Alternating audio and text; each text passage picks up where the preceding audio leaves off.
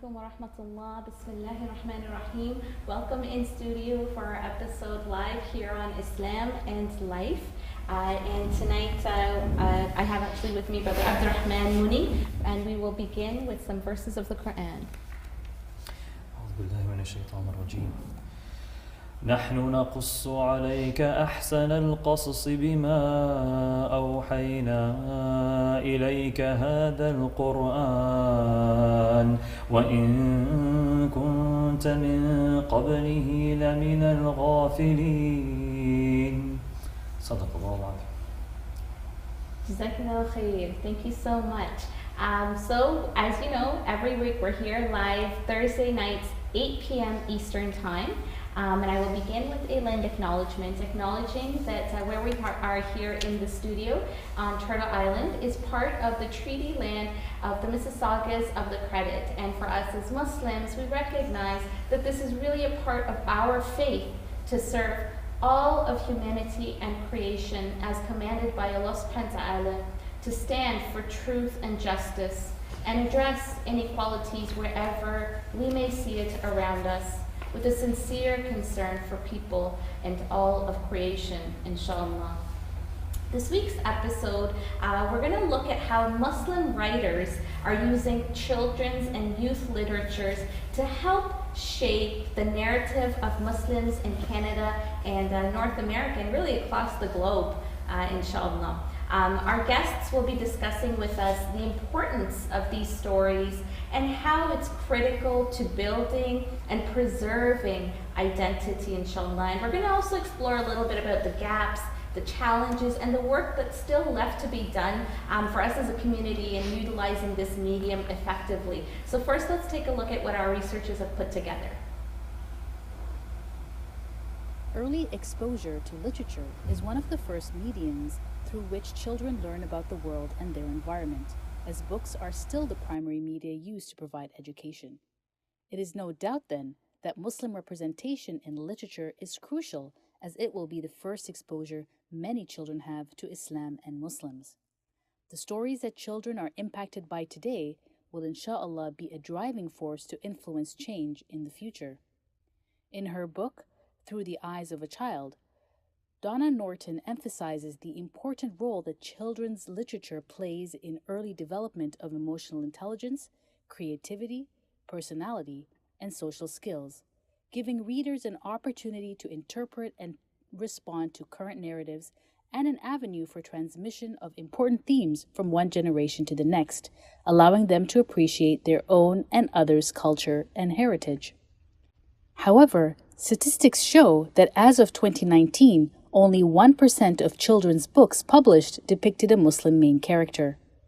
And a 2009 study showed that much of the portrayal of Muslims in children's literature that did exist catered to a Eurocentric Western audience, focusing primarily on themes of war, abuse, and social injustice, further perpetuating stereotypes. Although important, only conveying these stories contributes to the othering and misrepresentations of Muslims, confining them into a box. Another study in 2016 found that the majority of children's books with Islamic content were more information-based and focused on teaching the religion, as opposed to showcasing lived experiences of people in the story. This again leaves readers with an incomplete and unbalanced view of Islamic practices. The study recommended the need for more well-written, culturally appropriate children's literature pertaining to Muslims. It is important for children and youth to see how Islam informs the way people live, and that there is a wide range of Muslim children who are both different from and similar to other children. Seeing Islam portrayed as an all-encompassing natural part of another child's life can decrease the othering of adherents and reduce the ignorance and fear that gives rise to prejudice, stereotypes, and religious intolerance. As pioneering Canadian author and editor Ruxana Khan has said, Islam is more than a religion, it is a way of life. Regardless of how religious the individual may be, Islamic values influence the moral framework of anyone raised in a Muslim society. A 2020 study on representation of Muslim cultures and societies in children's literature in Ontario classrooms indicates a need for more Muslim children's literature.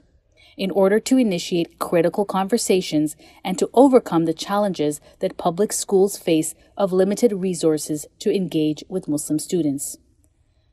The Muslim Canadian community has nurtured some talented writers over the past years, including S.K. Ali, Asmaa Jalaluddin, Rahma Roda, Asmaa Hussein, Roxana Khan, and others. S.K. Ali, a young adult fiction writer, explains that I love reading young adult fiction because the characters are figuring out who they are. That speaks strongly to me as a person of faith. You have to grapple with your different identities. Young adult fiction explores more territory. I find it has more diversity and more intersectionality. S.K. Ali also shared in an interview that these narratives need to incorporate both the challenges as well as joys of Muslims. While we need to process our pain through stories, what does this look like to BIPOC young readers if they only see their pain reflected back and not their joys, says Ali. Edmonton-based children's author Rahma Roda shares that, reflecting on my own struggles of growing up in a foreign country, I am determined to offer books centered on the characters that are Muslim and with African roots. She speaks on the importance of children being able to identify themselves in what they read to enhance self-confidence and a sense of pride.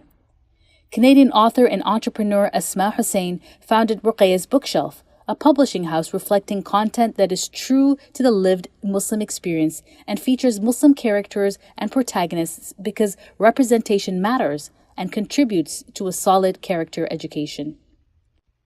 Tonight, we are blessed to have guests who will help us explore how to develop authentic literature that brings a Muslim voice into the narrative within an Islamic frame of reference that is grounded and uncompromising, thus nurturing the development of Muslim Canadian children and youth into a confident and strong generation, inshallah. We welcome Sister Asmaa Hussein, an author and entrepreneur, and Sister S.K. Ali, author and educator. Thank you so much, and we are very excited to have this conversation with our guests. I'm going to turn it over to Brother Abdurrahman, who will give us a little more detail and introduce our guests tonight. So, the video covered a bit, but inshallah we'll dive a little bit more into the background of each of our guests today, inshallah. So, first we have with us in studio today, alhamdulillah, Sister Asmaa Hussein. She is an author, has studied and trained as a social worker, and is the founder of Ruqayyah's Bookshelf, which is a publishing company that's focused on providing fun and engaging stories with Muslim protagonists. Additionally, beyond that, Ruqayyah's Bookshelf actively helps existing and aspiring Muslim authors publish their works by providing them editing services. So, if you're an aspiring author, this is for you. But her official title is Director of Awesomeness. I can get behind that title, inshallah. Now, our second guest here today, who's joining us online, Sister S.K. Ali, is a New York Times best-selling and award-winning author of several books, including Saints and Misfits, which is a finalist for the American Library Association's 2018 William C. Morris Award, winner of the Apala Honor Award and the Middle East Book Honor Award, and Love from A to Z in an NBC Today show's Read with Jenna Book Club of Selection, and named one of the best teen novels of all time by the Reader's Digest and Good Housekeeping. Both novels were critically acclaimed and chosen as top 10 books of the year by various media, including Entertainment Weekly and Kirkus Reviews. Her other books include critically acclaimed middle-grade anthology Once Upon an Eid and the New York Times best-selling picture book The Proudest of Blue. I welcome both of our guests today. Jazakumullah khair for joining us, Sister Asmaa and Sister S.K. Ali. So just to start off with a quick question, it's going to be addressed to both of you, and I'll start off with Sister Asmaa. Why do you write, and what purpose does children's literature serve in today's world? That is a very big question, but I love it. I write because it's my calling. You know, I think I'm very fortunate to know what my calling is and what I love to do, paired with what actually benefits the community. So I think that's a huge privilege that I have, to be able to do both right at the same time, something that you love and something that benefits the community. Why do I write is a difficult question, because I've been writing since I was a teenager with a notebook, writing all of my angst and my emo poetry and everything. And then I graduated into having a blog, and SK Ali can vouch for me there, because that's actually how we met many years ago, before social media existed. But yeah, writing is my calling. I genuinely enjoy it, and I think that it benefits, inshallah, it's going to benefit a lot of families, and that's something that I can really get behind. And Sister SK, what do you, from your perspective, what drives you to write? I love the way Asma put it. It's a calling. Can you hear me? Yes. Everything? Okay, great. Okay.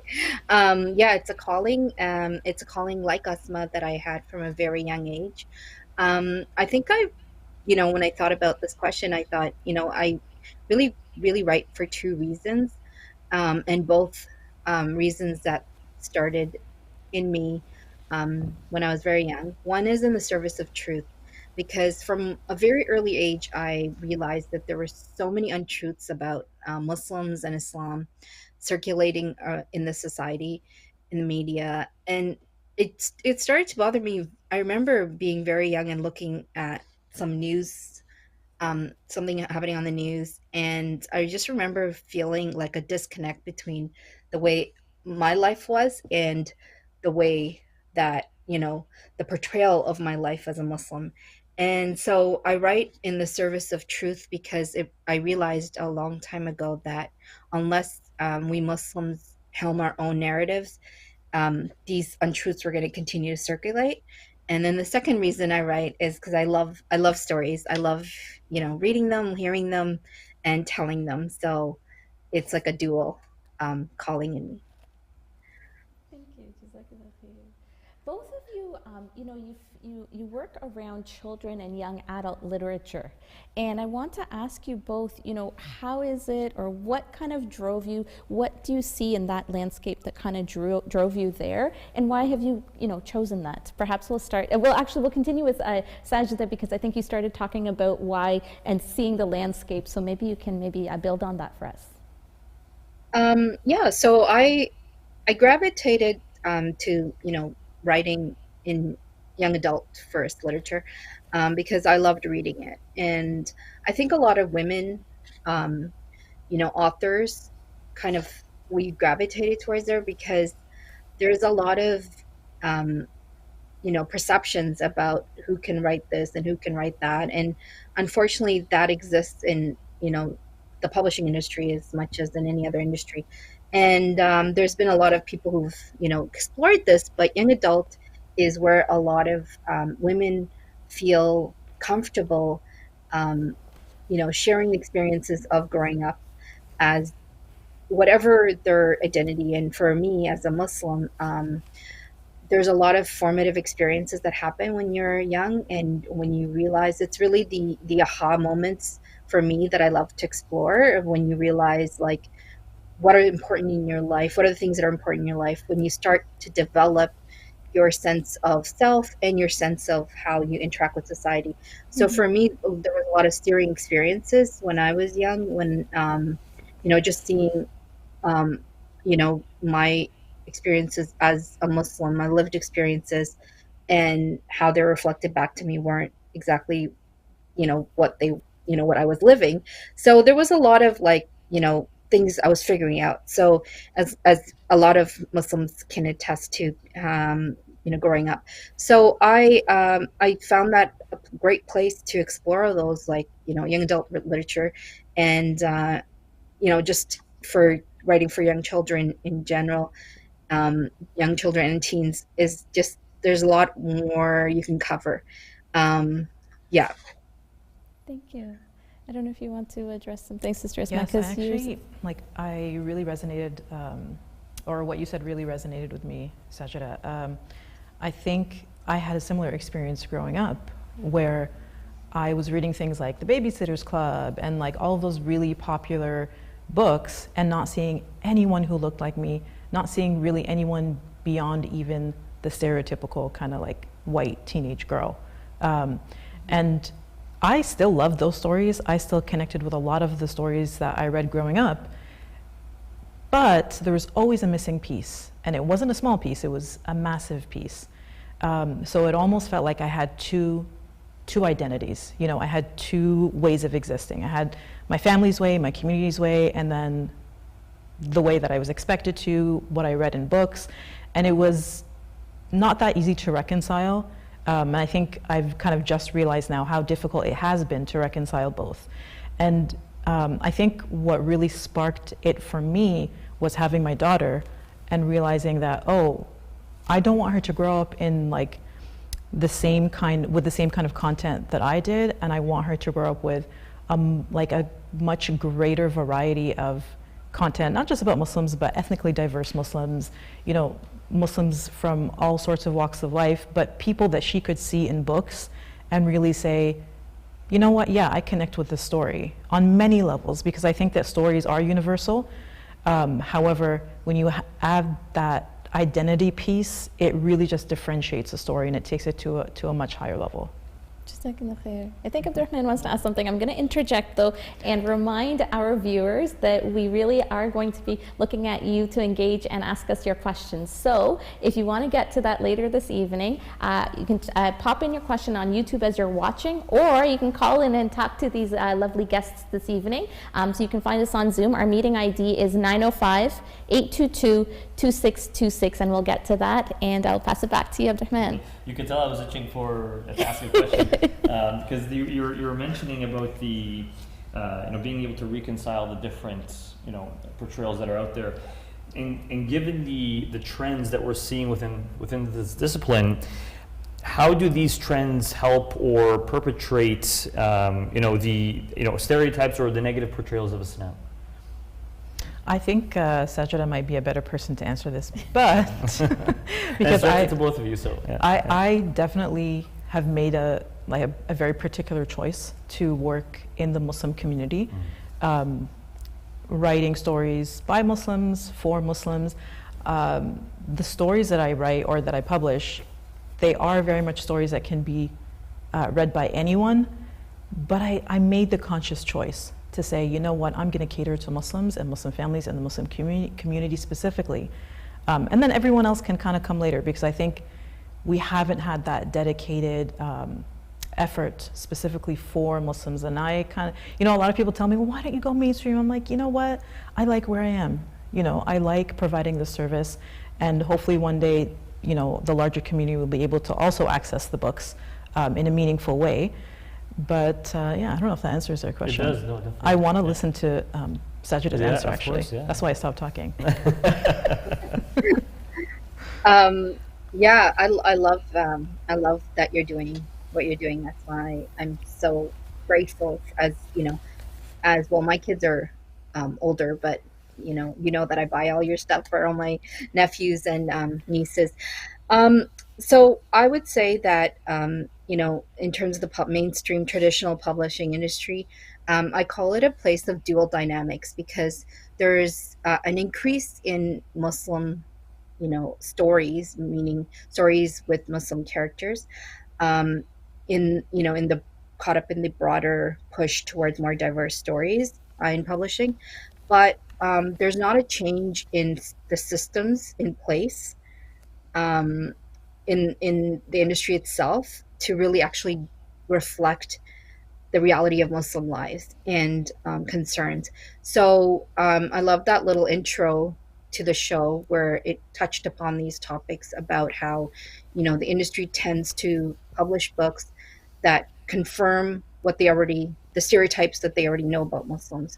So you'll see a lot of books still published that has that main character who's, if it's a girl who's trying to get away from her family, her traditions, her religion, and that's like a predominant narrative that is unfortunately, dominates a lot of the published works. That's changing, but the change, it comes from within the industry, because, for example, my books came out with the only Muslim editor in publishing at the time, and I was fortunate that I got to work with her, because she is the reason that my books are so have remained unapologetically Muslim, because there is, editors, they work with writers to make it make sense to them.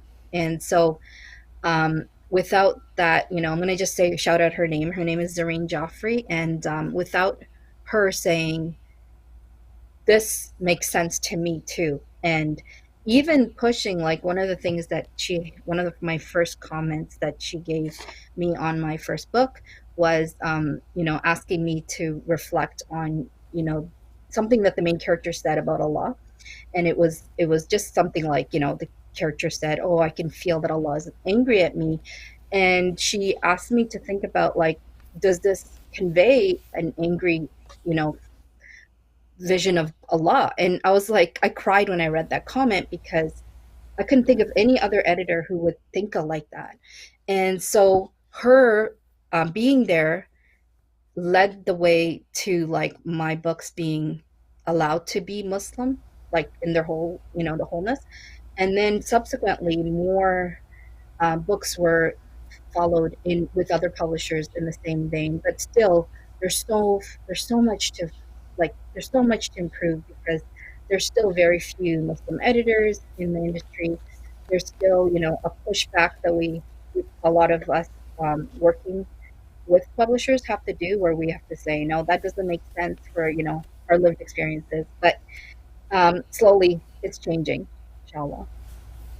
I want to build on this actually, Sajida. This kind of push and pull and this tug around, where do you water down, or, because the other part of this is that, you want exposure. You want the mainstream audience, as well as Muslims who are consuming in the mainstream media, to have some exposure to the Islamic narrative. And so how do you kind of manage that push and pull, that tug between watering down perhaps, or sticking to specific genres, and then the piece that you just mentioned, that uncompromising kind of identity or narrative of Islam? How do you manage that, and what would you say to others? And I know you're one of the few that really kind of have been dealing with this head on. So I would say that, you know, I love what Esma said about how she writes for the Muslim community. That's who I write for too. As a creative, you have to decide who your audience is. So I was with and on a panel with another author. He's of Latinx heritage, and he says that he views, like, telling his stories as though he's telling it, around a campfire, and the first, row of people seated are is his community, and then, it goes on. And that's how and when he said that, I was like, that's exactly how I view it as well. So I see my audience, like my treasured audience, as being Muslim readers, because we never had anything growing up. Like Asma said, we never, we were searching in vain for any piece of ourselves. So I write for those who never saw themselves, who don't get to see themselves. So I write, that's my first audience. And then, but I'm very aware that, like, over, like, more than half my audience is not Muslim. So, um, I'm aware of that, and I try to, put out a welcome mat in my books, um, using creativity and stuff. Um, but again, one of the, great parts of having worked with a Muslim editor in mainstream publishing was that we decided early on we weren't going to do any glossaries, we weren't going to italicize any words, or do anything really to, like, otherize the narrative. So, because, like many people have said, if people can contort their brains to understand Elvish, a made up language in fantasy books, then they can understand people who's are living people, and, are, everything that we bring into our stories. So that, like, sense of confidence that, the editor and I, like, we decided to set out on, has been then repeated by other authors, and I'm happy to see that. And so that, that sense of, like, this is who we are, and just you will come along with us in our stories. And so I see it as, welcoming, but we're not going to change, or we're not going to make it, like, so palatable that, it's like just for your eyes. It's actually for, all of any reader who wants to come and meet halfway. Yeah. So I have a question on this. Like, alhamdulillah, there's been a lot of progress in literature that portrays Muslims as the protagonists, as you say, Sister Asmaa. And so I have a question. This is a question for both of you, but I'd love to hear from your perspective, Sister Asmaa, about what gaps still remain. As much as we've made the progress that we've made till today, what gaps remain, and why do they exist? Everything. There's gaps everywhere. I can't list all the gaps. I think that, the other day I got a manuscript submission about a girl's first time wearing a burkini. And I was sitting there thinking, like, oh my God, how has nobody written a story about the first time a little girl wears her first burkini? And then I sat and I thought, like, there are so many stories to be told about us, our communities, our families, our individuals. I can't list to you what the gaps are. All the stories that you see in the mainstream, we want to tell those same stories from our perspective. So there's no end to it. We also want to go beyond the stories that are just about Ramadan and Eid and Hajj. Like, we want the true lived experiences of Muslim characters that we can identify with. In terms of gaps, I would definitely say we have a lot of picture books now for Muslim kids. I think kind of the next stage up is like the chapter books and middle grade readers. I think that's kind of really where we need to step up our game and work on that. And then maybe Sajida can talk about young adults, YA. But I think there's so many gaps that we can't even start thinking about, like, refocusing. I think it's going to take a very long time to actually address all the things that are missing for us. Yeah, that's why anyone out there who's listening and is, thinking of writing, it's a big, broad field. Like, there's just so many places that you can find your niche in writing Muslim experiences. Yeah, I totally agree with Asmaa. She said it beautifully. There's just so many places that, like, yeah, the burkini. That is so cute, and I await that book, Asmaa. It's going to be inspired by the burkini scene in your book, Sajida. I don't know why there's in my book. not in my. I just realized, Asmaa, not in the one that's coming up this year, Love from Mecca to Medina. I don't have a burkini scene. Oh, that's too bad. That's too bad. Your next book, inshallah. Inshallah. So you guys remind me, actually, we had a guest here a couple of weeks ago, and she was saying, Dr. Mona Osman, Sister Mona Osman, she's also a writer, and one of the things she was saying is that, she's a Black Muslim writer, and she was saying that not only do we need to write about, joys and pains, but she was like, just humanity, just life. And that's what it reminds me when you're saying, Asmaa, that we need to write about everything. Like, it's all the nothings that make life and, create humanity. So we're looking forward, and that's actually my question. What are we looking forward to in the coming months and in the years? You guys are, so delved into the industry. I'm not asking for secrets. I'm just saying, what are some of the trends that are coming down the pipe that we can look forward to, for you, that you guys are perhaps seeing? What are some changes that you guys have maybe seen over this past year? So for us, we want to kind of keep chugging away, doing awesome picture books. Ruqayyah's Bookshelf, at Ruqayyah's Bookshelf, we're trying to kind of break into that chapter book sector, I guess, or that genre. We have a series of 5 books coming out soon, inshallah, the Ali series. It's like a gift set for kids 8 to 11. I'm really excited about that, and hopefully in the future working towards more books for that age group.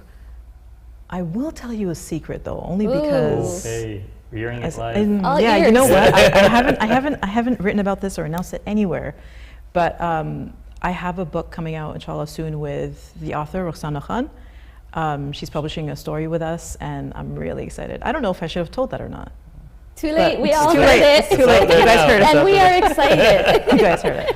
So I'm That's super amazing excited news. for that. Thank you. I'm really excited for that. I'm really excited to expand and discover new stories because I'm all about the stories. You know, I want to tell stories. Stories are magical. Stories contain the truth of life. Yeah. Stories contain everything about the human condition. And I think that's my goal in life, just to put out stories. Says to that. I don't know if you want to add to that. We're expecting a yeah, secret from you as well now. Oh God. Oh, it's a good secret, Asmaa. So, for myself, in terms of what's coming out, I have. Oh, you know what? I have it right here. Well, this Ooh. is. It's. I just printed out the. It's not the actual book hasn't come out yet, but I have Love from Mecca to Medina. Oops. It's right. Coming out October 18th. So it's a sequel to Love from A to Z. It's set on an Umrah trip that my characters from Love from A to Z, Zainab and Adam, they go on Umrah. They're married now, and so they join an Umrah group. So that's coming out October 18th. And then I have a middle grade novel that I'm writing with 3 other Muslim authors. It's a fun middle grade, and it's called Grounded. And it's about 4 Muslim kids who meet each other after, like we kind of styled it after like ISNA convention or, in the Labor Day weekend. And they're returning home, and the flights get grounded at the airport due to weather. And they meet each other and have an adventure at the airport. Kind of, we wanted to envision airports as a better setting than like Muslims have experienced airports as being. So that's coming out spring 2023. It's with the same publishers as Once Upon an Eid, and which Asmaa had a story in Once Upon an Eid. And then and I'll share a little secret. I have 2 more books coming out with I won't say with who, but it's actually a new genre for me. It'll be a new genre for me. It's something I haven't written before, and it's speculative fiction. So it's a little bit of sci-fi, and it's based on Muslim our heritages, and it's actually based on how so many Muslims under conquest, under colonization, had to figure out ways to,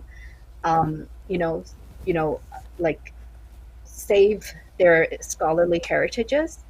How there was hiding of the Qurans and hiding of like saving like a burial of like texts, scholarly texts, and so it's based on that, and it's yeah. So I that should be coming out in the next few years, inshallah. It's a duology. Mashallah, it's, we're getting all these kind of secrets today. Alhamdulillah. Yeah. And mashallah, as you guys are sharing your experiences, the questions from our viewers online are just absolutely flooding in. So we'll dive into some of them if. I have one question before there we go. Yeah, Sorry. no, absolutely. This is a good conversation, and I have to ask this question. And just a reminder to our viewers, if you want to get your questions to us in the next few minutes, so type them in on YouTube or call in and have a conversation, well, not a conversation, ask your question to our guests here on Zoom. So the meeting ID is 905-822-2626. Okay, so the question that I have, and I would like to get both of your takes on this because you're both working in a slightly different industry and setting and publishing for the Muslim audience, but through different frameworks perhaps.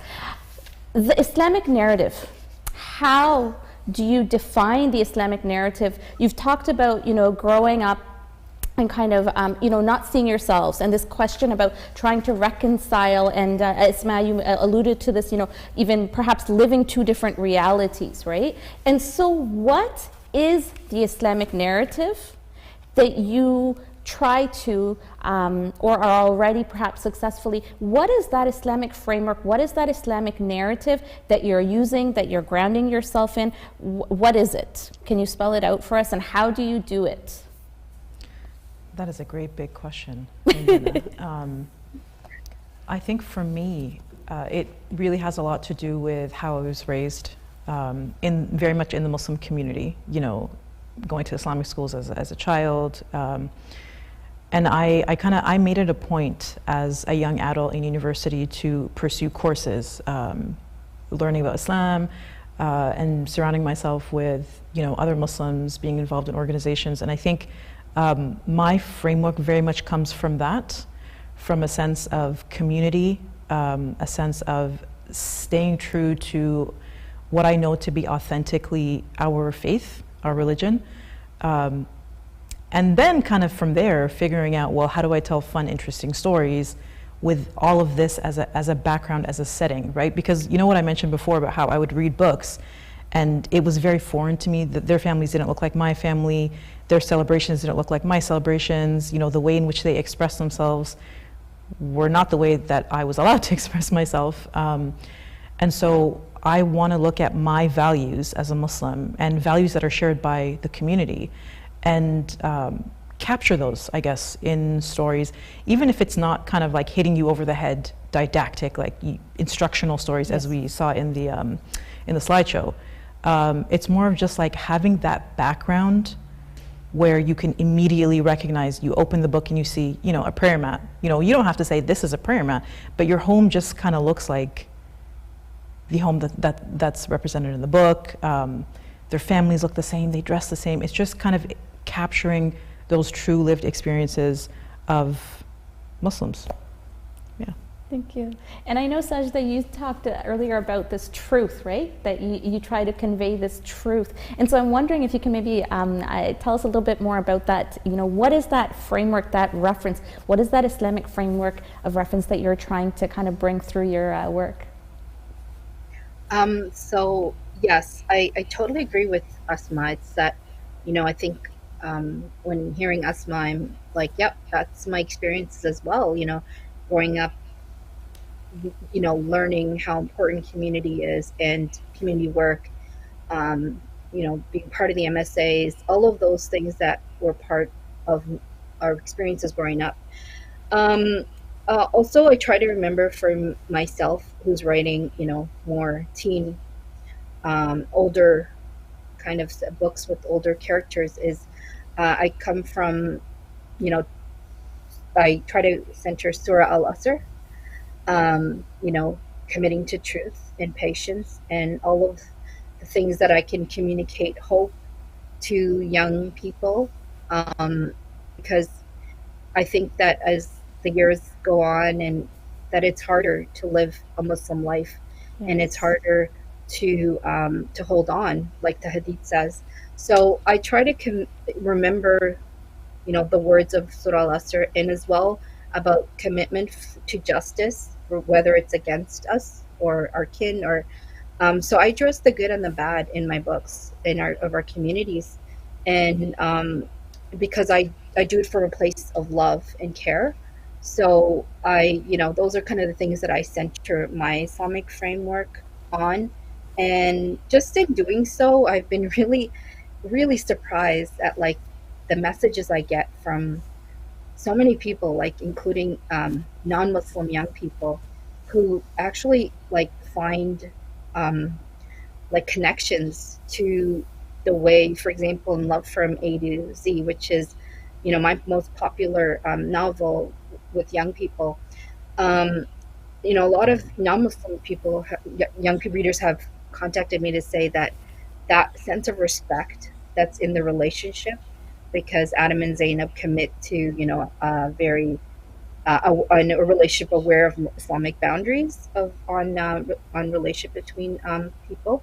They found that very empowering, because, you know, the story was written on the heels of, you know, when people are discussing things that had come up with the Me Too movement, and about, like, you know, respecting boundaries, consent, all of these things that, you know, were creating a lot of ills in society.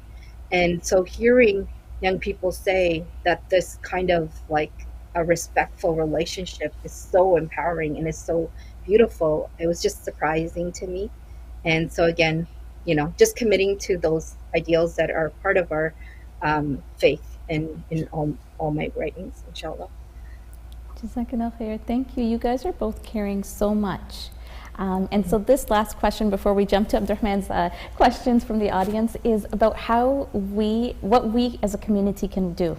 How can the Muslim community contribute to and own this narrative of Muslims and Islam, and influence the kinds of stories that we want to see about ourselves? So where do you see the community kind of supporting the work that you guys are already doing, but also building on that? If you can give us some practical advice. Buy the books. Buy the books. Just simple, very, very simple. Buy the books. I think that's always number one.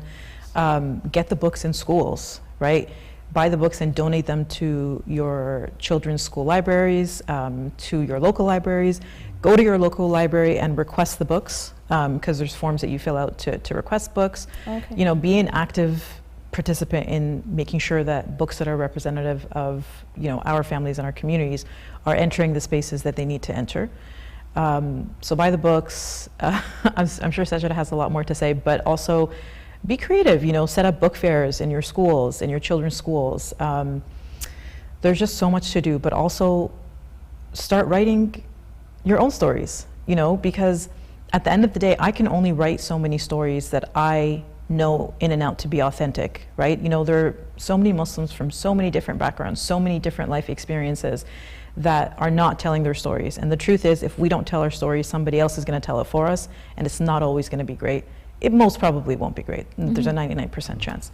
And so we also have to take that on our shoulders, that we need to tell our own stories. I think a lot of us have stories within us, and we just need to kind of take that step and have the courage to actually, express that and take the steps, to hone your skills and to find that light within you to actually share it with the world. Okay, and we're just going to ask Sajida if you want to say something to add to this, and then we'll go into our questions. Yeah, I'm going to add really quickly. I love Asma saying buy our books. I thought she was going to add something about don't support bootlegged works of our books. And not just don't support bootlegged work, PDFs and things, but also help us raise awareness of it in our communities. It's stealing from creatives when we do that. We can't continue our work if that happens. So, tell people not to do it. Get involved in telling them by buying your books, our actual books, you're actually voting with your dollars that this is the kind of narratives you want out there. Because that's what the publishing industry, it's a corporation, it's a corporate world. Money talks. So if people are choosing the narratives with the stereotypes and not the narratives that we're writing with truth, then we can't then lament that our stories are not changing. Okay, thank you. That's an interesting point. Vote with your dollars. I'm gonna keep that in mind for sure. And also, very interesting point on. We mentioned, Sister Asma, about being active with our libraries and our public schools. It, in a lot of these instances, it doesn't cost anything to Absolutely to do these things. Mm-hmm. Awesome. So we have, like I was saying, as we're, there's so many questions coming in, mashallah. This is, I think, a very popular episode, mashallah. So we actually have a live question online through Zoom. And her name is I think her name is Sister Asma. So Sister Asma, go ahead with your question. Yes, assalamu alaikum. I wanted to ask about, the educators that are in public school boards. What do the authors think the best steps to take to help incorporate some of these books that are written by Muslim authors into the curriculum, the way, other marginalized and racialized groups have done before?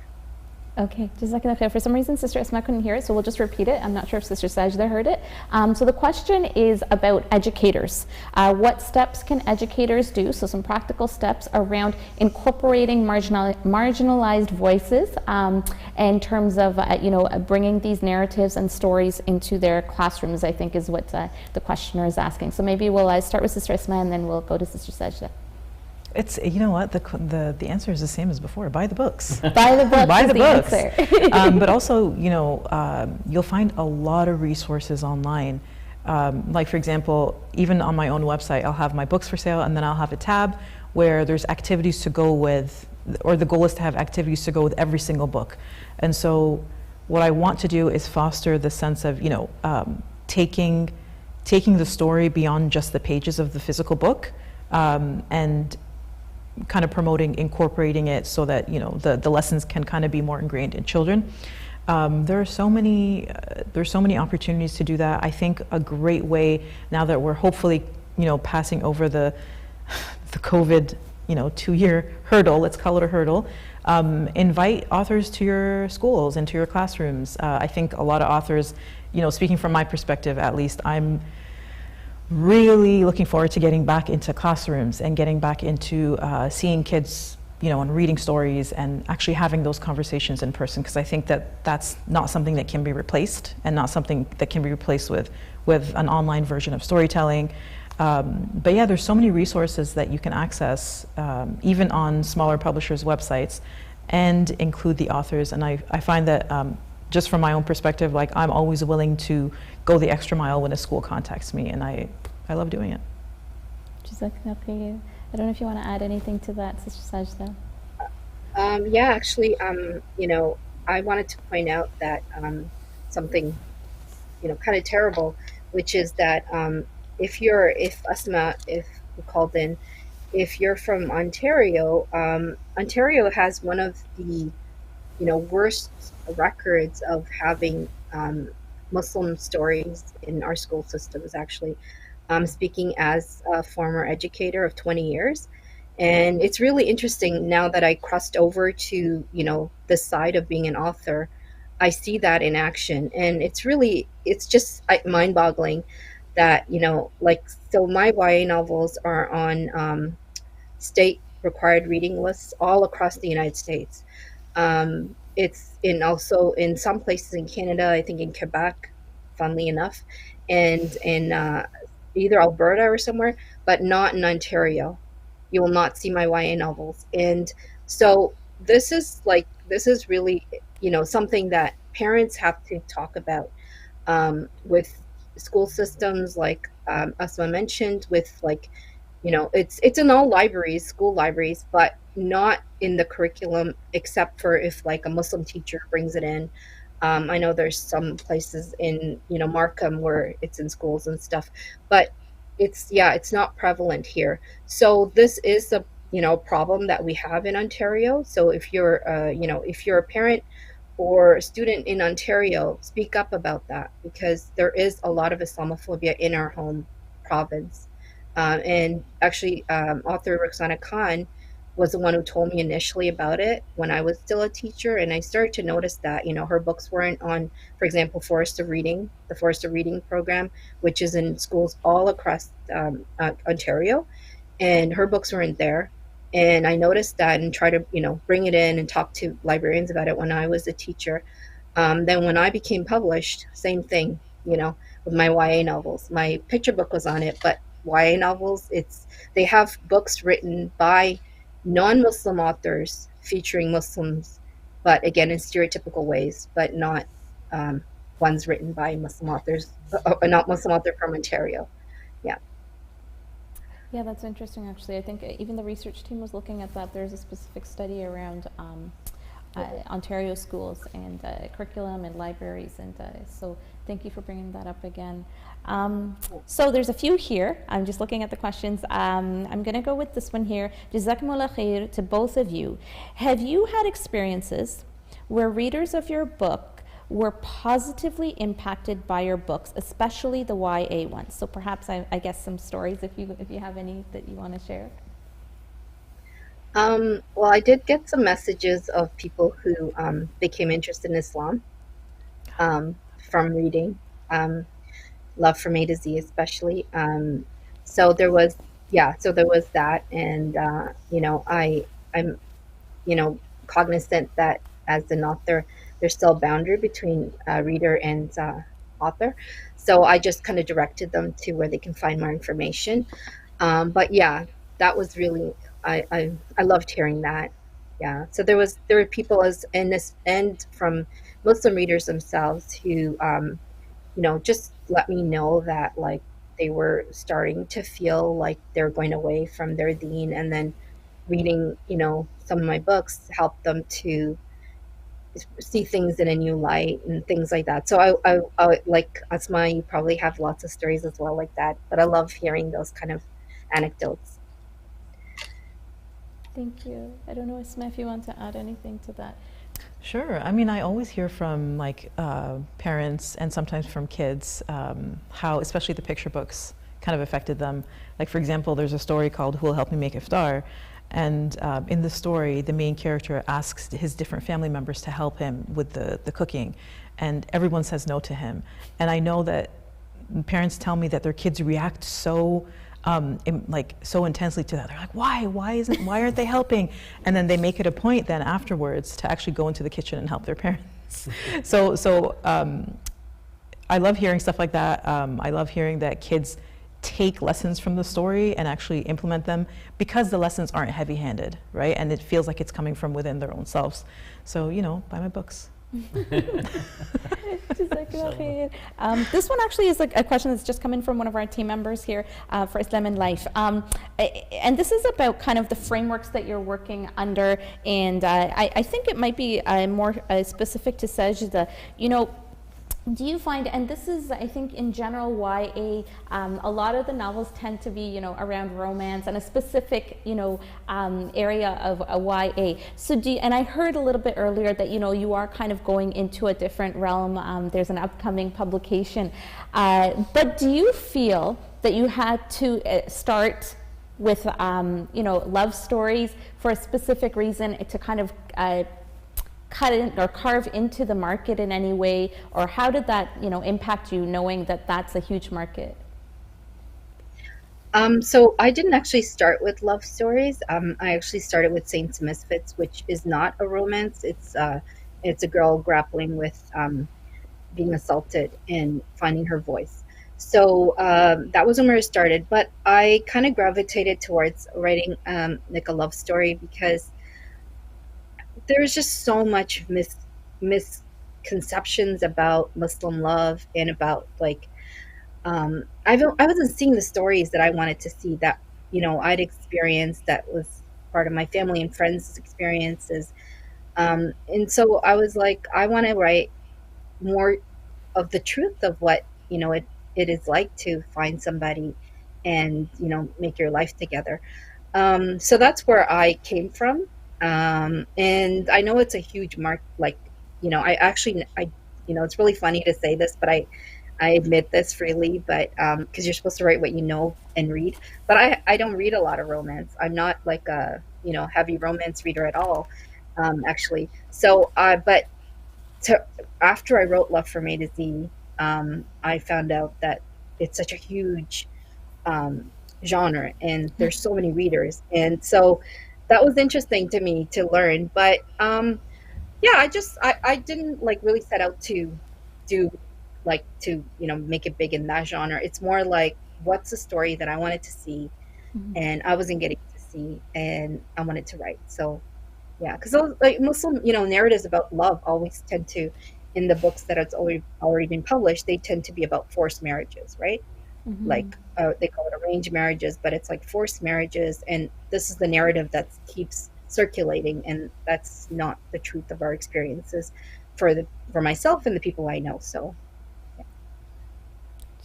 Okay, thank you. I don't know if I do have one very important question for Sister Asmaa, which is, how did you come up with Director of Awesomeness? I think it's pretty self-explanatory. I like the confidence. We work on awesomeness, and I'm the director. It's pretty simple. It's pretty simple. There you go. And buy the books. Don't forget to buy the books. Yes. Yes. Awesome. That's I'm good on my end. Jazakallah khair. Thank you both. This conversation has been really important, and I think you guys are doing such important work. And this whole, this piece around unapologetically bringing narratives and working on what you guys have talked about, that reconciliation between, perhaps different identities that our children and youth have to grapple with. So may Allah subhanahu wa ta'ala bless you. immensely, and and hopefully we can continue to support you in this, and we see newer names and faces in this genre, inshallah. Jazakallah khair for joining us in this conversation. To our viewers, thank you for joining us as well, and we will have information about both our guests online if you want to follow up on anything, and we want to also welcome you back for our next segment with Dr. Jasser Auda, who will be speaking about the concepts of literature and arts within the Islamic framework for our next segment. So do not leave us, and we will see you very soon, inshallah. Assalamu alaikum wa rahmatullah.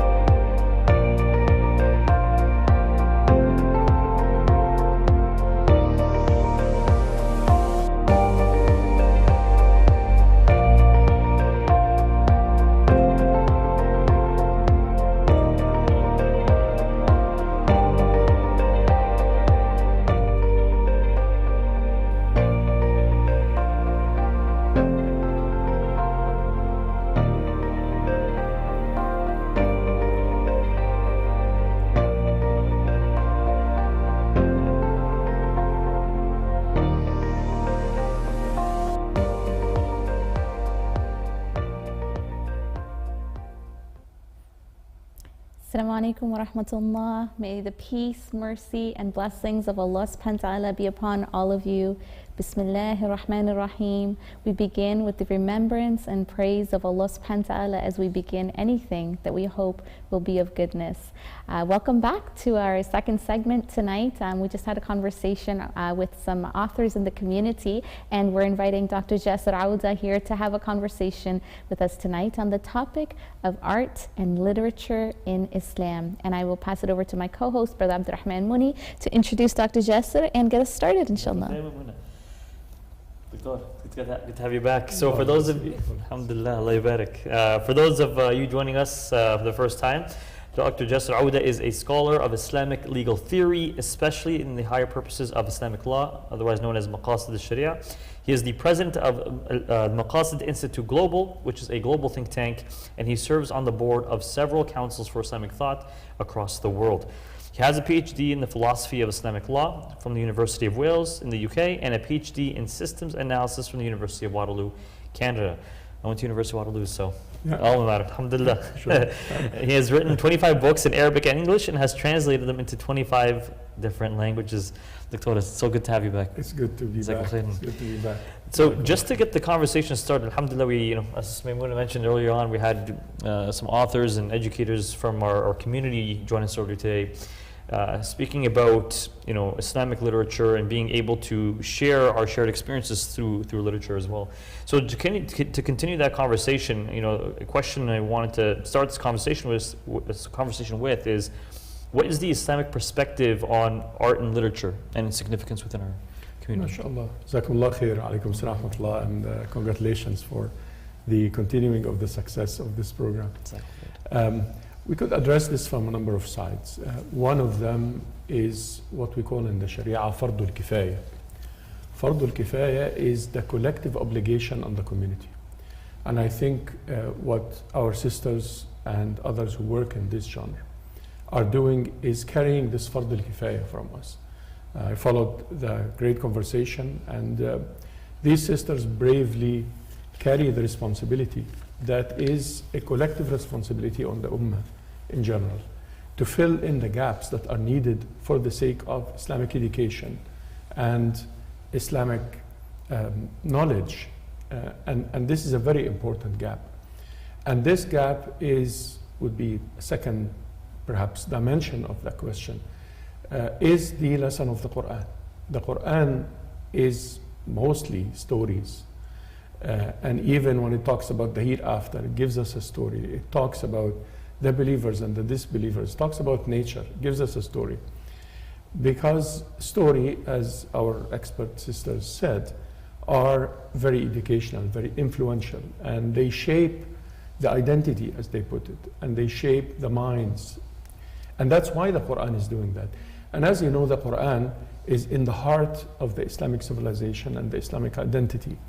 And because the Quran focuses so much on stories, stories have been in our Islamic civilization a major part of how we do education.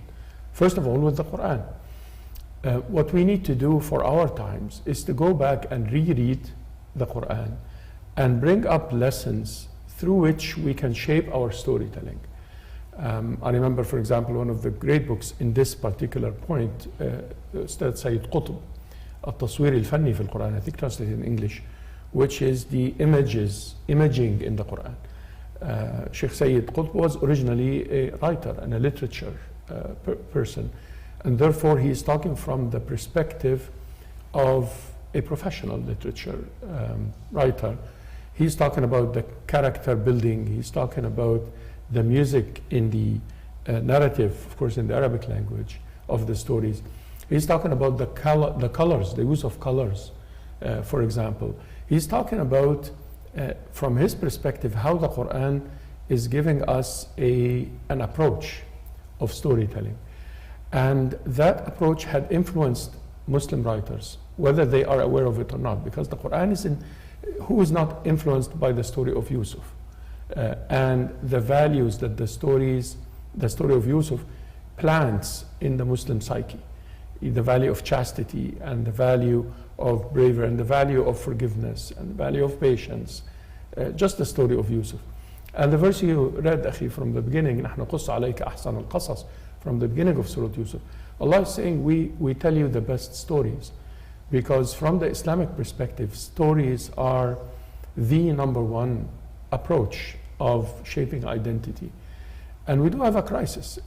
Children growing in these societies and everywhere in the world, even Arabic speaking and Urdu speaking and Turkish speaking and Swahili, every Muslim community, they have an issue because the storytelling is done by people who have a different ideology from Islam, even if they were Muslims. So you grow up with stories that become movies, that become bestsellers, seen by millions, that are not based on the Islamic narrative. So the Islamic narrative as well has been defined in a funny way. I remember, to give you a story, I was in Southeast Asia a few years back, and the brothers there told me that let's go to an Islamic movie. I said, oh, okay, it's an Islamic movie. What? They said it's the first Islamic movie in history. Oh, okay. I asked them, how come it's an Islamic movie?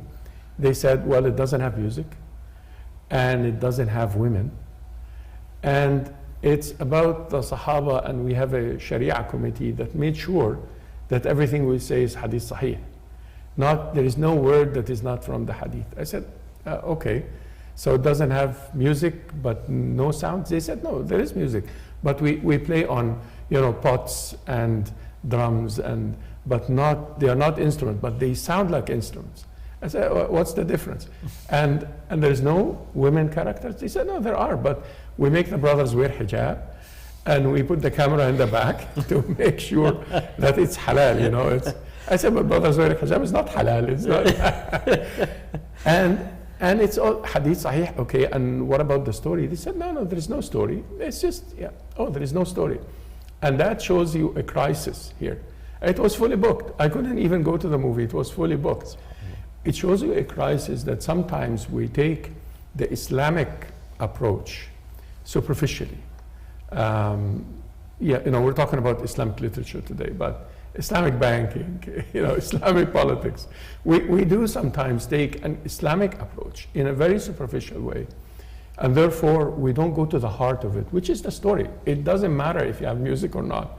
It doesn't matter if you show sisters or no, or women or men. This is life. You can show things as long as you're not really calling for ugly deeds or sins or any of that.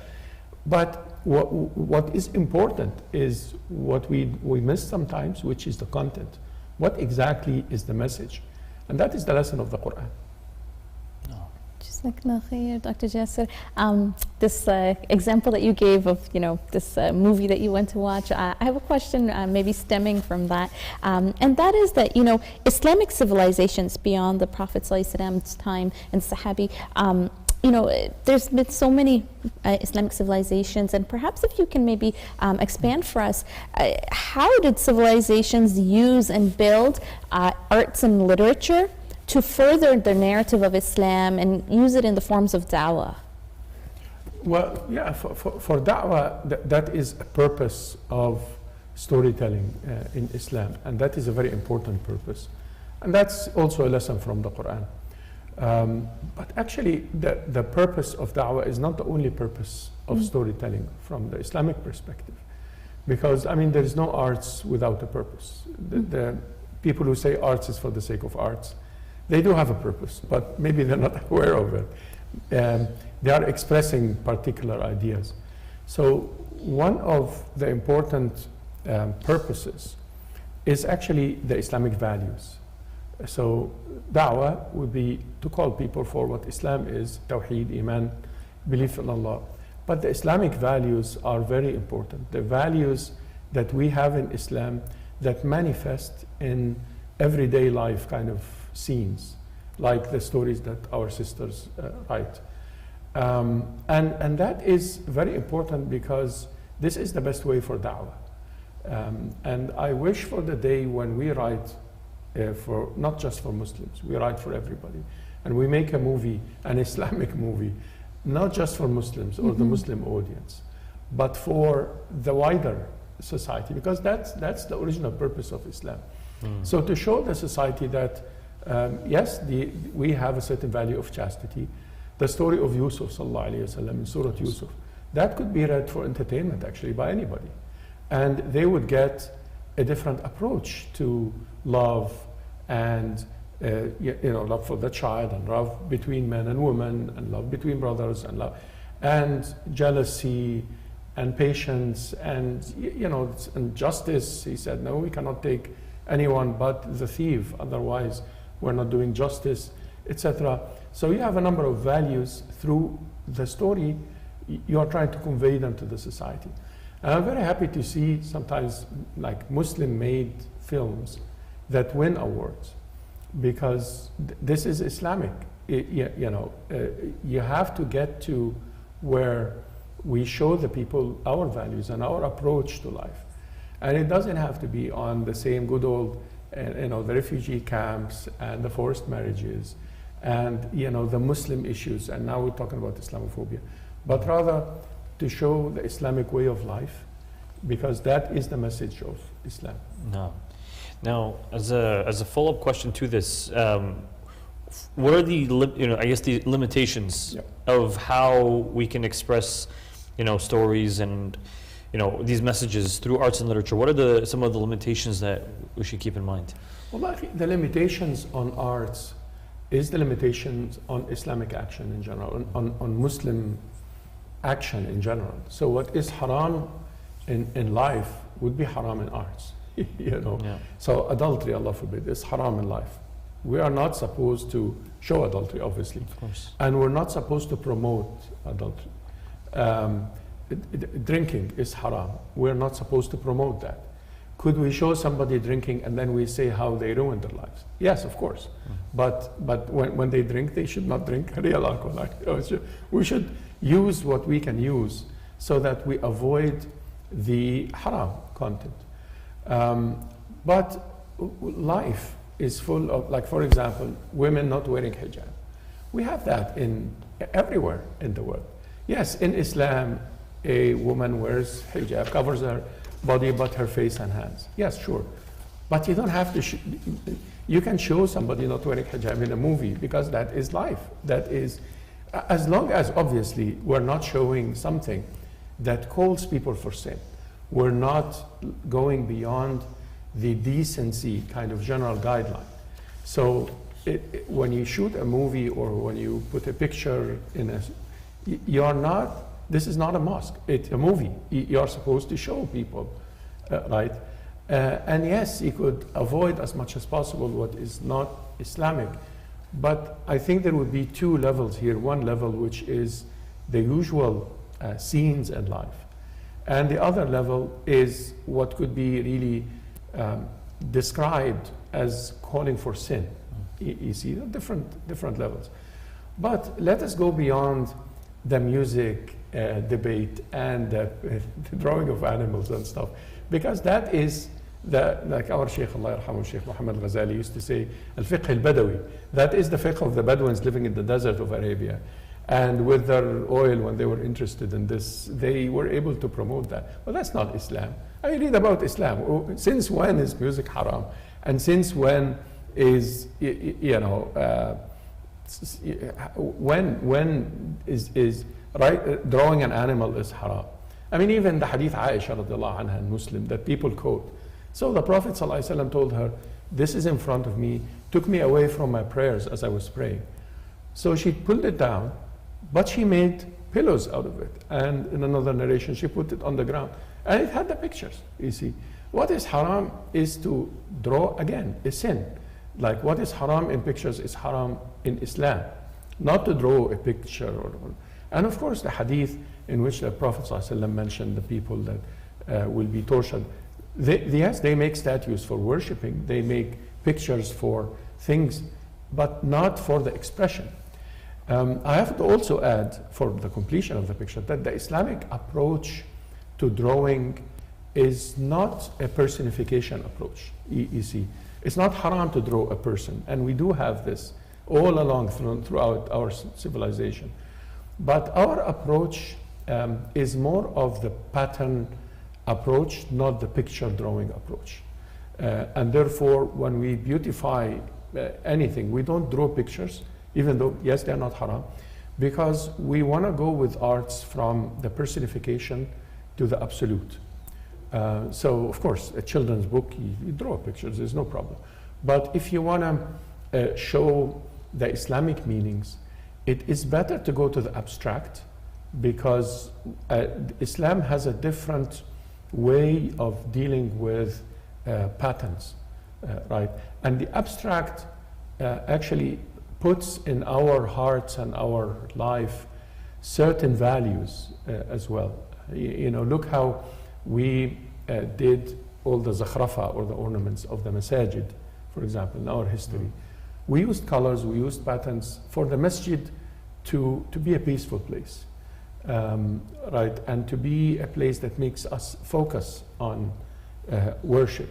And if you want to put something really, really colorful, we put it in the dome, not while we are praying. And the old mosques, you find that in front of the height of the person who prays is just marble. It's not really the drawings, right?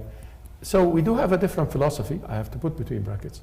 But no, music is not haram, and you know, drawing animals and drawing humans is not haram. Let us go beyond that, you know, desert debate, and let us try to give an Islamic art for the world that really could make a change in people's lives. Jazakallah khair, Dr. Jasser. I'm just going to remind our viewers before we continue this conversation that we are looking forward to your questions. So if you want to engage with us, you can either pop your questions in on the YouTube channel that you're watching us on, or you can join us and ask us a question through Zoom. So if you want to find us, our meeting room ID is 905-822-2626.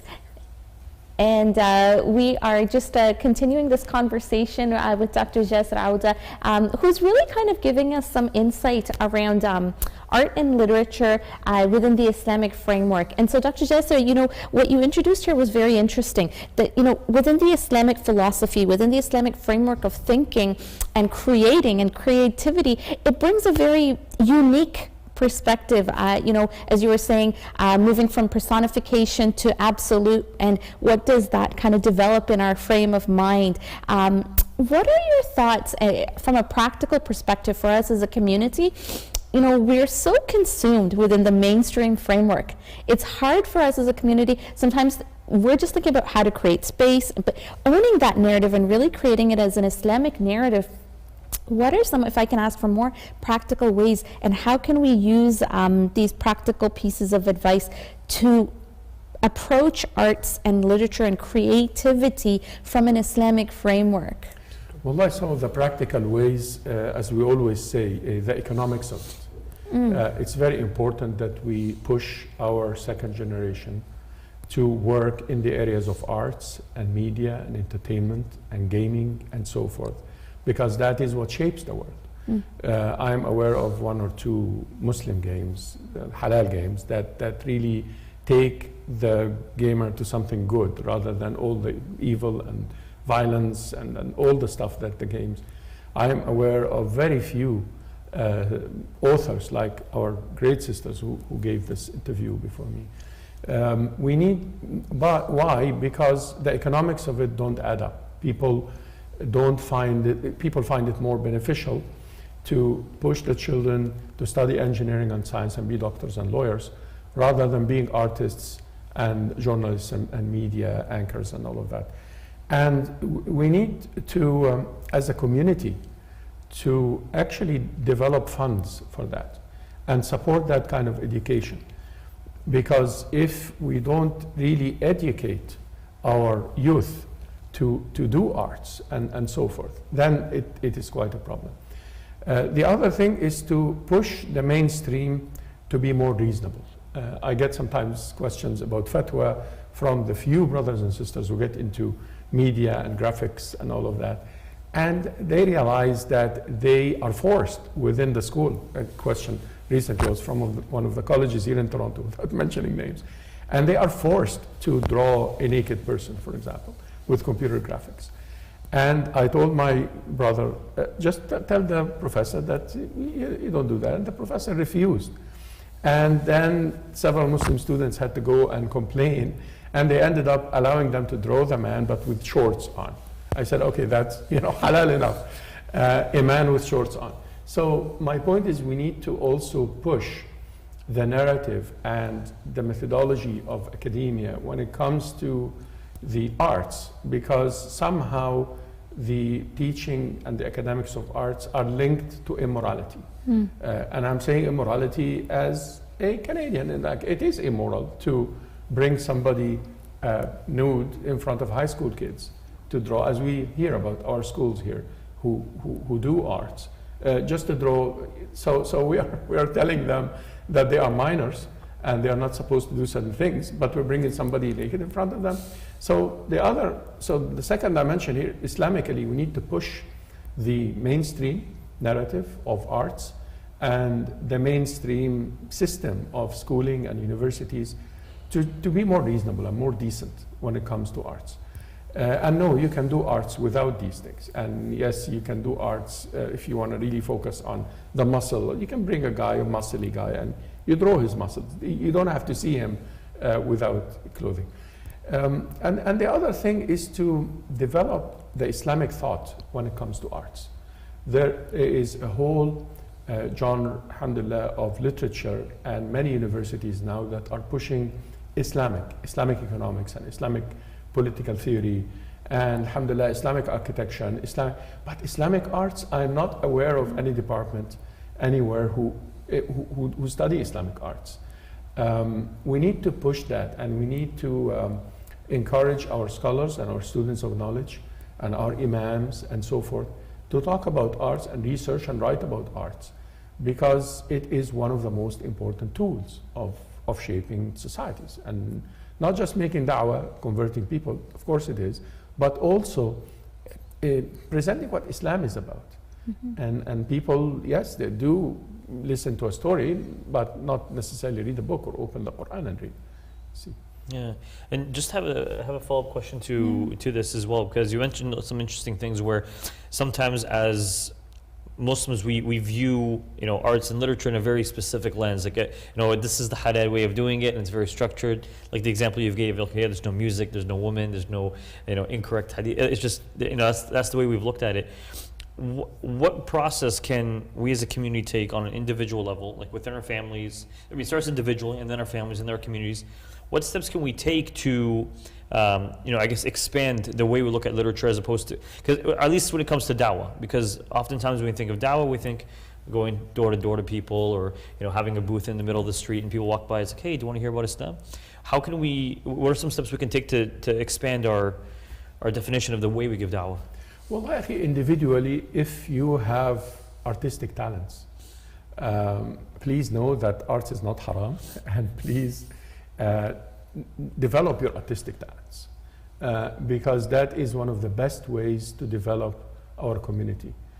If you play an instrument very well, or if you find yourself in acting or in writing or poetry or sculpturing or any of the expressions of arts, and you are a good Muslim and practicing Muslim, please do this and do not go and do engineering and science.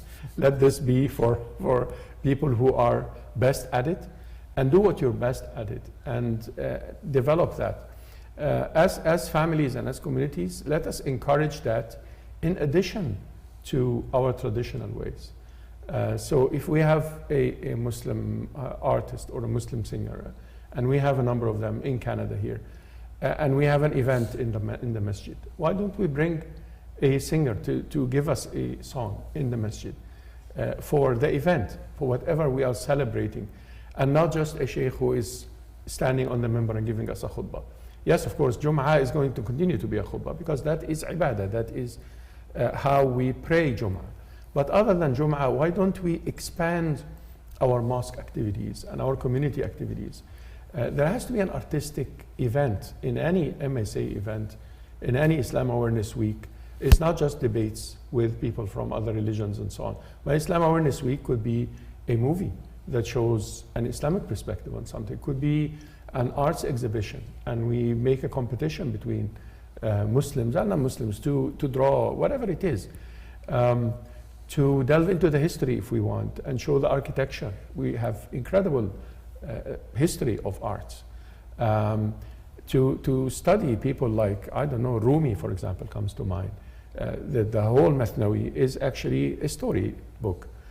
But he is, through Mathnawi, he's actually giving us fantastic lessons on aqidah and akhlaq, and not in addition to the fiqh. Like, we can do fiqh as well and do the usual jurisprudence, but we need to focus on people who took an artistic approach to Islam, like I mentioned in Rumi, for example, and publicize this and not label him as Sufi and stuff, and just because he is telling stories, he's actually telling great stories.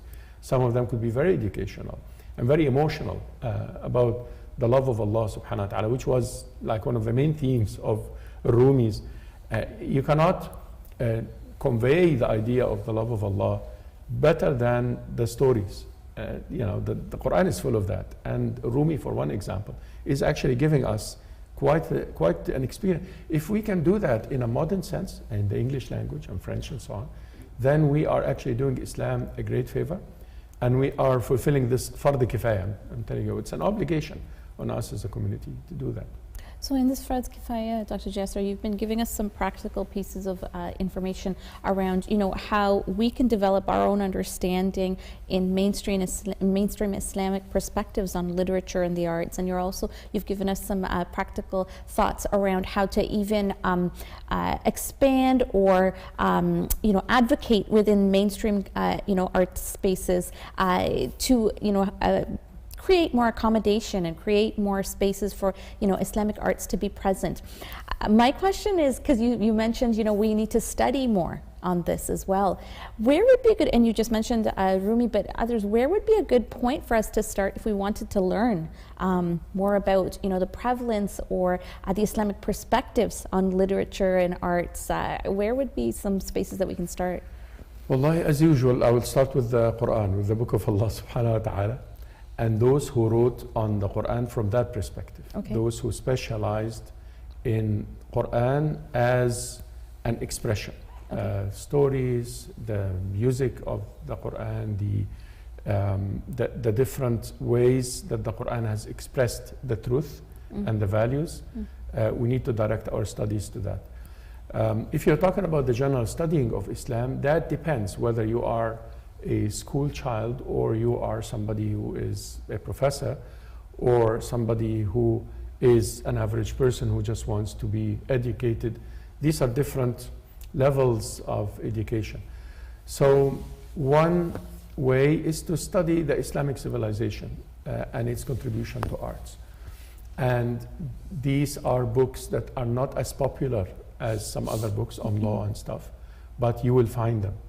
If you really look into the literature that we have, poetry, for example, if you do Arabic and the history that we have, songs from, I don't know, from the Asfahanis book in the past, all the way to the Islamic songs that we have today, to study more about that.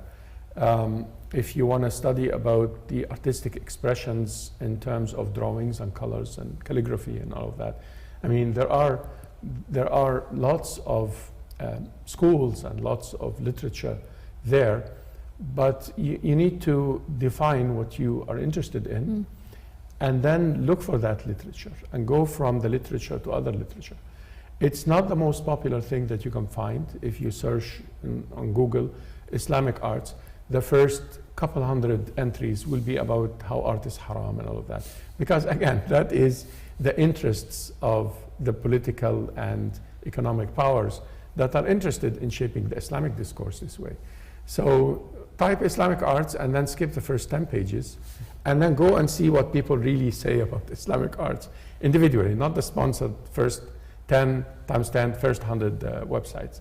And go and see people who would like to research Islamic arts. Comes to mind, for example, Ismail and Lamia al-Faruqi books and papers. Allah yarhamu, Professor Ismail Faruqi from America recently was actually assassinated over his approach to Islamic thought, his Islamization of knowledge school that he promoted. And Lamia al-Farouqi, an American convert who was his wife, was an artist. And she has fantastic papers and books. They have a book called Atlas of Islamic Civilization. And the chapters on arts and so forth and poetry are fantastic. They lost their lives over this because people who assassinated them realized that no, they are bringing a different approach to Islam that doesn't go with what we want Islam to be defined to be. So search for Lamia and Ismail Farouqi, and from there go to the other places that are interested in a different narrative of Islamic art. Because not the narrative where the brothers wear hijab and the cameras behind them, which is what you will find when you get to this kind of search, but the narrative where people are trying to break different barriers. I'm aware of different, alhamdulillah, Muslim initiatives that are trying to do that. Our brothers in Awakening, for example, or the production that they did, and the journey that they took over the past 20 years, our students there, and how they developed the Islamic knowledge from a very traditional way all the way to what they produce now. The production of Umar, for example, the series of Umar ibn al-Khattab, and our Ustad Sheikh al-Qaradawi and our dear brother Sheikh Salman al-Auda and so on were actually involved in the Islamic fatwa, but the proper fatwa, not telling them that music is haram and women haram to appear in front of a camera, but how you can show the Sahaba in a documentary that is very informative. And yes, it respects certain boundaries at the end. But no, who said that showing a Sahabi is haram? And based on what? Where's the, we're not supposed to say something haram unless there is a script. Where's the script? And therefore our Asatida actually supported that. And it's one of the things that we promote when people ask about Islamic productions. The series of Umar is actually a very important series. And we need to go again beyond the Islamic history to series like that, at that level of professionality, that tells the Islamic narrative, but without the the restrictions. There's so much in the movie realm about the resistance in Palestine, for example. There are some good movies that came out of Iran after the revolution, now very politicized, but at that time we had some good Islamic narratives coming out of our brothers there, and so forth. So, to be kind of open-minded and wide-scoped when you deal with this. You really cannot look narrow when you deal with arts, because it's an expression. Expression has to be free from these scholastic ideologies and stuff. Like they have to be a bit wider than that. As long as we avoid the haram. We're not calling, for the worship of other than Allah, Allah forbid, or calling anybody for sin. In fact, we're calling them to be away from the sin and calling them for decency and honesty and so forth. And that is Islamic arts. Jazakallah khair. Thank you. So this conversation has been around Islam and the arts and literature with Dr. Jasser Auda. Jazakallah khair, Dr. Jasser. This has been a good conversation, and we're hoping to continue these conversations around the Islamic framework and kind of thinking out loud around how we live Islam through the Islamic framework, and we will continue. So we invite you back next week, inshallah, every Thursday night live here, 8 p.m. Eastern Time for Islam and Life. I don't know if there's anything else you'd like to say before we end, Brother Abdurrahman. No, I think Dr. Jasser, it was something that really resonated with me that you said was when we look at arts and literature to that it flows like Islam flows, right? And that it's a message for all of mankind, not just something that we restrict ourselves to just presenting to our own communities, but to the world at large. But this was a very informative session. Alhamdulillah. Jazakumullah khair. Jazakumullah khair for the great discussion that you had with our sisters and promoting their work. Because as a community, we have to support work like that. In community interested, especially in education, and having a great concern of how the next generation will be in this country and in the West in general. Our best bet is really to invest in arts and literature as much as we invest in schooling and so on, because that is the idea, that is the content. Of course, some of our youth are going to be scholars of Islam, they learn about Islam, but the majority of them are not going to be interested in Islam as scholarship, but will be interested in Islam as a value system and so on. فَجَزَاكُمُ اللَّهُ خَيْرًا. Ask Allah subhanahu wa ta'ala to guide us and forgive us. Ask Allah subhanahu wa ta'ala to show us the light and make the Quran the spring of our hearts and make the Quran the guide in our way.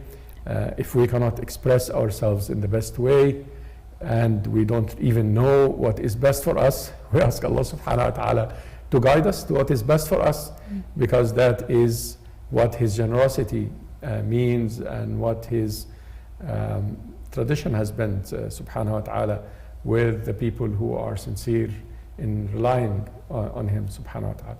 Jazakumullah khair, barakallahu feekum. Assalamu alaikum. Assalamu alaikum wa rahmatullah. We will see you all next week. Assalamu alaikum.